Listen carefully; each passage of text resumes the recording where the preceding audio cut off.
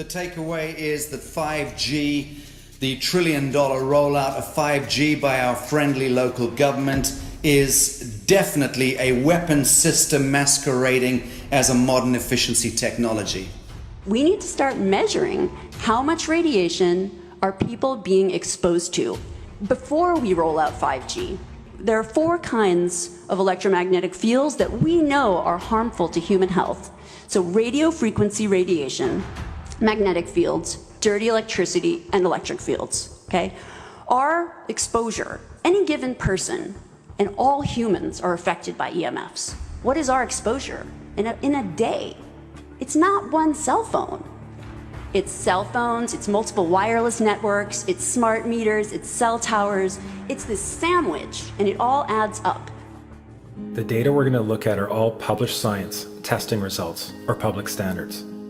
At the bottom end of the radiation scale of what's called power density or signal strength is the minimum level at which cell phones will work, which was found to be 0.2 billionths of a microwatt per centimeter squared.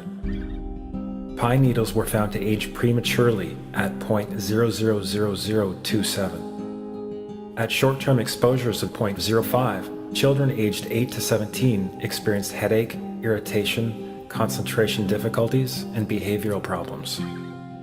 Point 1 is the biobiology or building biology guideline for extreme concern. 1.0 produced sperm DNA fragmentation and a decrease in sperm viability in vitro. Also at 1.0, the science shows the following bodily effects can occur: headaches, dizziness, fatigue, insomnia, chest pain, difficulty breathing, and indigestion. 2.5 saw altered calcium metabolism in heart muscle cells.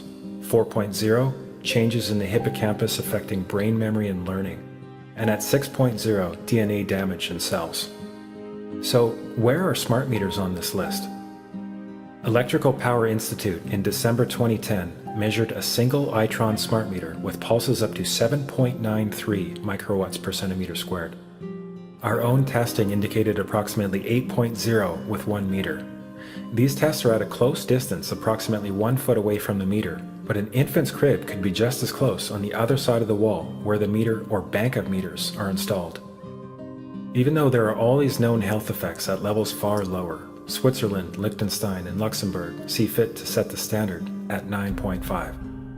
And China, Poland, and Russia, 10.0. This is the same level at which behavior has been altered, producing reflexes of avoidance following 30-minute exposures. A room of 12 smart meters, very common and even a conservative number in an apartment building, tested at 19.8 microwatts per centimeter squared. This is hundreds of times higher than levels which clearly indicate harmful effects. So how can utilities and governments get away with forcing these devices on everyone? This is how. In Canada and the US and several other civilized countries, the safety limit is set at 600 to 1,000 microwatts per centimeter squared. This so-called safety limit is literally tens of thousands of times higher than levels which are known to damage health, according to peer-reviewed published science.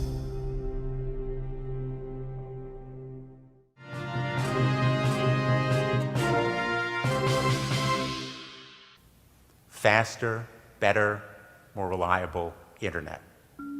That's the promise of 5G technology, but there is also the peril.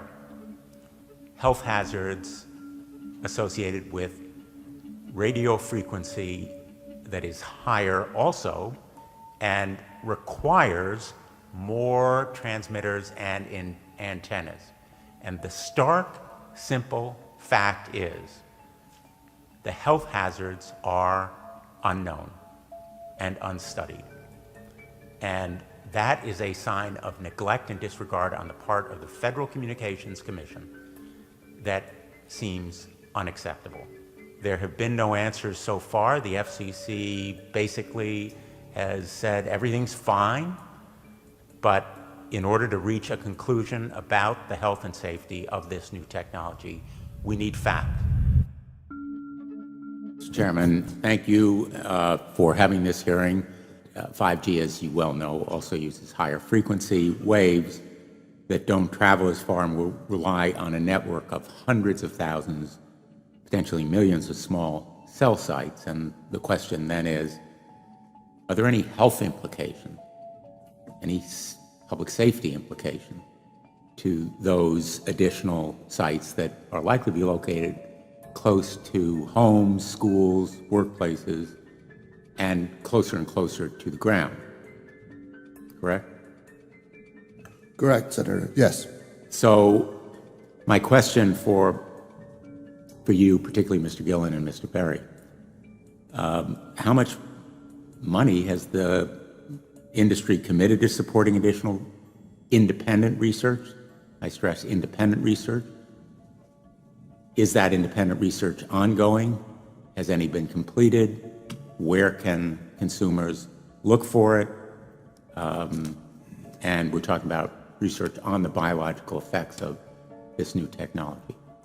Thank you, Senator. I think, thank you for your focus on the issue.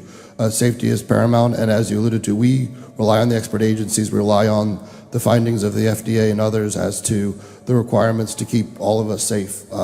There are no industry-backed studies, to my knowledge right now. Happy to visit with you as to what opportunities you think there needs to be more studies, and we're always for more science. We also rely on what the scientists tell us.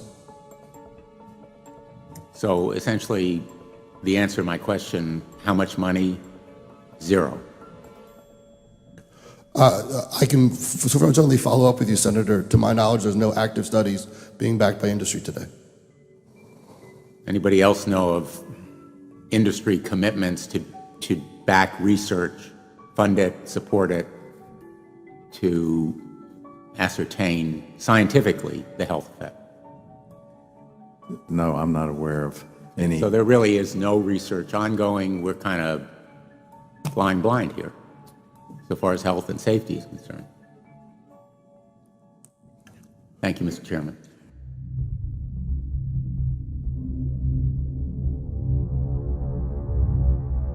You're a trained medical professional. Yes. We don't have one on the panel.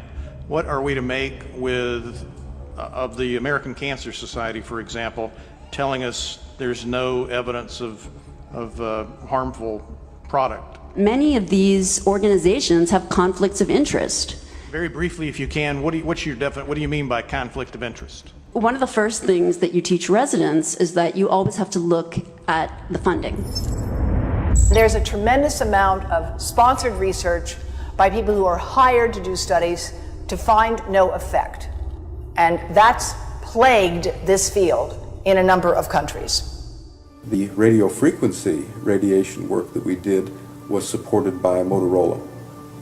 The relationship was really very cordial and very stress-free, but only up until we started generating data.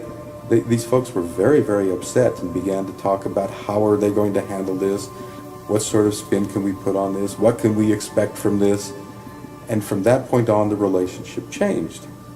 What we saw was that Motorola began to exert more and more control over the work, telling us what to do, telling us how to write abstracts, what to say in the abstracts, what to say in the papers, how to do the work. No, don't do this. Yes, do it this way. This was unacceptable.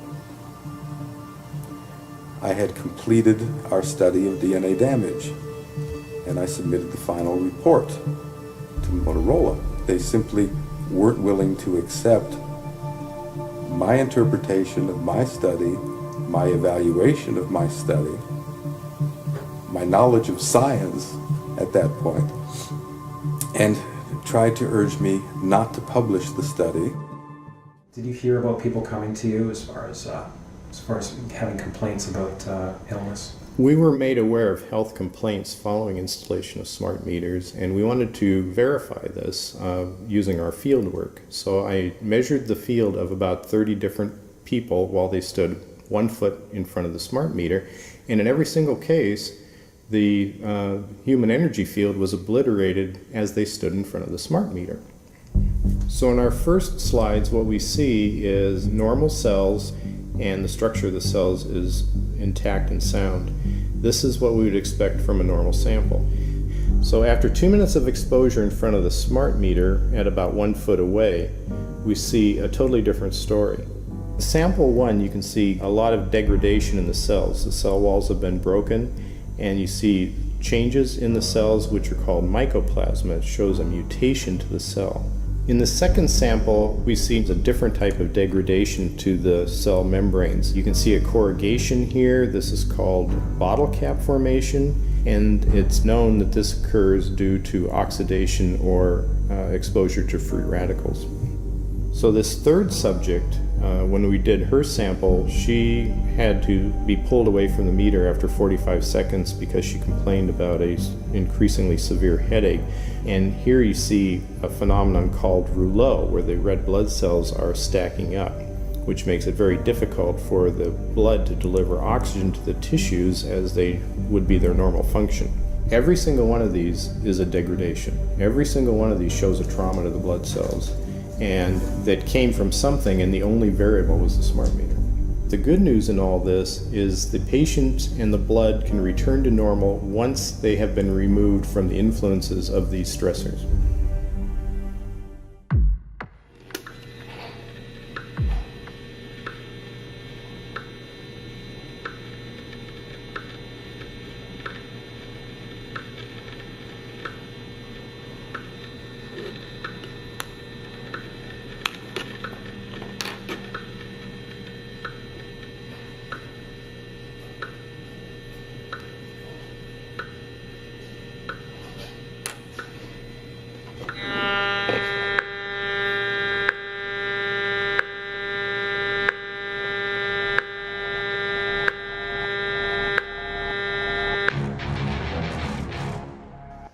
Some of the effects that we can look at, well, one thing is just our regular Wi-Fi, 2.4 gigahertz.